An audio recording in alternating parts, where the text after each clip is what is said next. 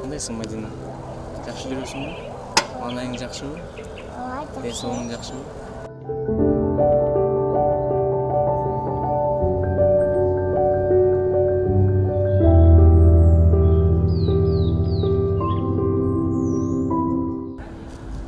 Ырдап берчи.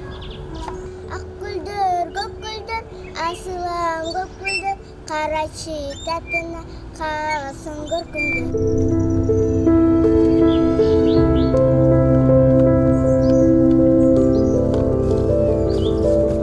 Кызым адаттагыдай үйдүн алдында ойноп жаткан. Кызым менен божурашып, сүйлөшүп, эзиле карап турган адамды көрүп, аклымдан айнып кала жаздадым. Бир учурда дайын оту менен жоголуп кеткен кишини мен жашаган үйдүн алдынан, болгондо да кызымдын жанынан көрөм деп эч качан ойлогон эмесмин. Денемди калтырак басып, башыма миң түркүн ой келди. Мени көрө коюп ордунан тура калып, кызды курбуларына кошту.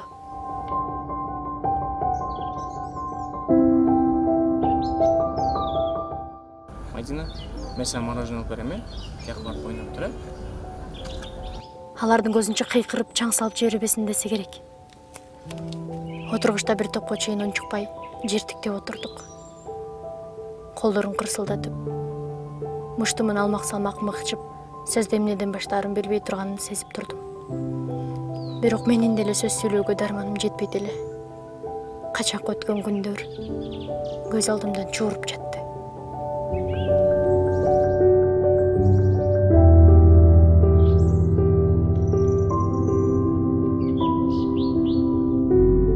Шаарга жаңы келген кезимде таанышып калганбыз.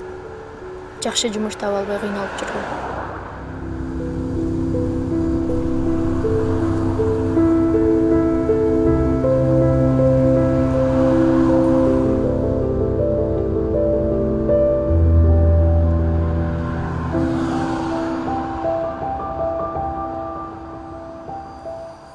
Бир күнү аялдамада отуруп жаныма келип отурган жигитти байкай калыптырмын.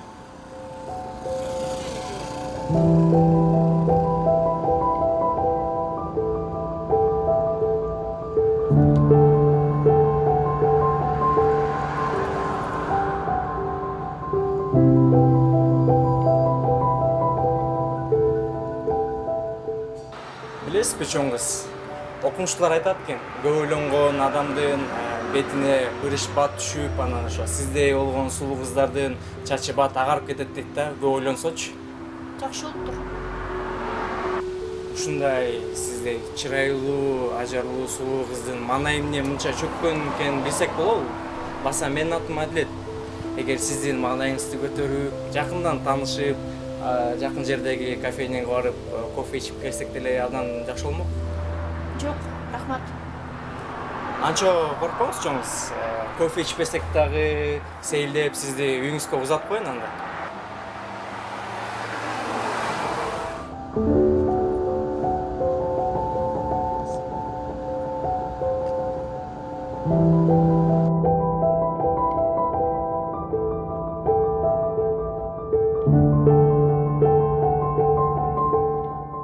Ошентип таластан болорун, шаарда жүргөнүнө 10 жылдай болуп калганын, мага жакшы жумуш таап берерин айтып, телефон номерлерибизди жазып алдык.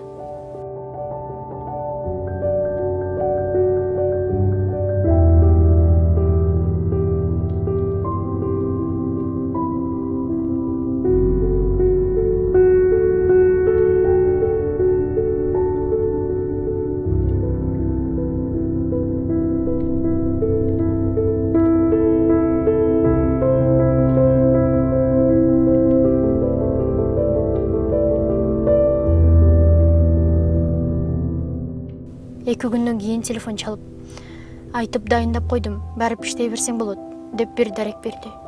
чынында жакшы кабыл алышты. Ичимден аябай ыраазы болуп кудуң деп калдым.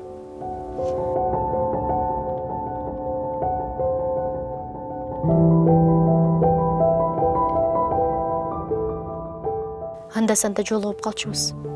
Бара-бара бат-баттан себептүү деле, себепсиз деле жолуга берчү болдук. Ал адамды качан, кайсы күнү акылымдан адашып сүйүп калганымды билбейм.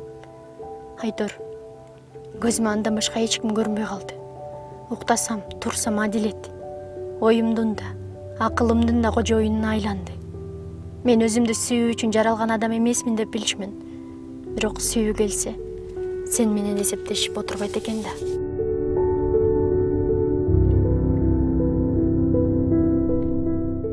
Жакшынакай жүрүп эле капысынан номерин өзгөртүп ошону менен байланыш үзүлгөн. Туталанып жүрүп, акыры көндүм. Жаман ойлуу адамдай деле көрүнчү эмес, балким ортобузда болуп кеткен нерсени ал деле мага окшоп түшүнбөй калгандыр. Өзүн башкарууга күчү жетпей калгандыр. Эч кимге доом жок эле. Боюмда бар экенин кубануу менен кабыл алдым. Анткени ал адамды болуп көрбөгөндөй сүйгөм.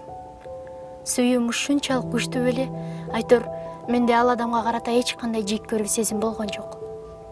Дал ушул адам кайрадан жашоомдо пайда болуп отурат.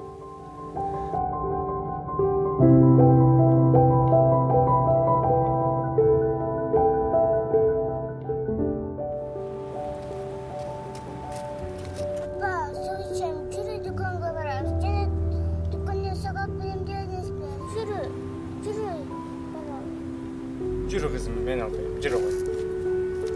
Элжиреп карап дүкөнгө ээрчип жөнөдүм. Ээрчишип бара жаткан ата менен кызды көрүп, ичимден бир улутунуп алдым. Үй бүлөсү бар туруп, сезимдерди башкара албай калганын.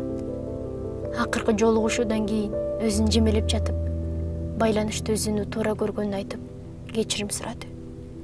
Эки уулу татынакай жубайы бар экен. Унутту дедиңби? Жок, мүмкүн эмес эле. Бир топ убакыт өзүмдү алаксытканым менен кийин сени издөө менен алектендим. Акыры таптым. Жаныңдагы жожону көрүп дал өзүмдү көрдүм. Сенин алдыңда күнөөлүүмүн. Кечире алсаң кечир мени.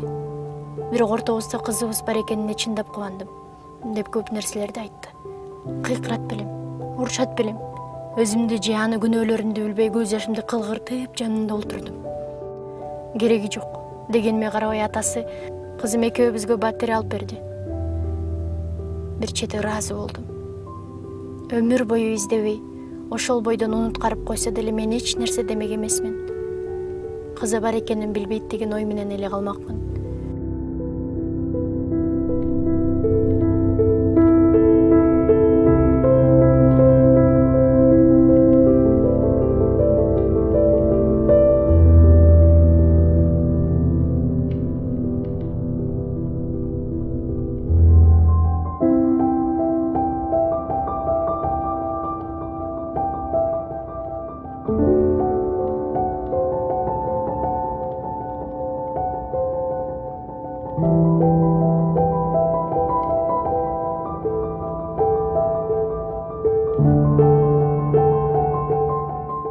Чынында ал кезде жубайы бар экенин билчү эмесмин. Үй бүлөлүү адамдан кыздуу болдум. Бул үчүн өзүмдү жемелейм. Бирок кызымды көргөндө баарын унутам. Элжирип кетем. Атасына окшошуп калган үчүн да кубанам. Кызым мага эки эсе сүйүү берди.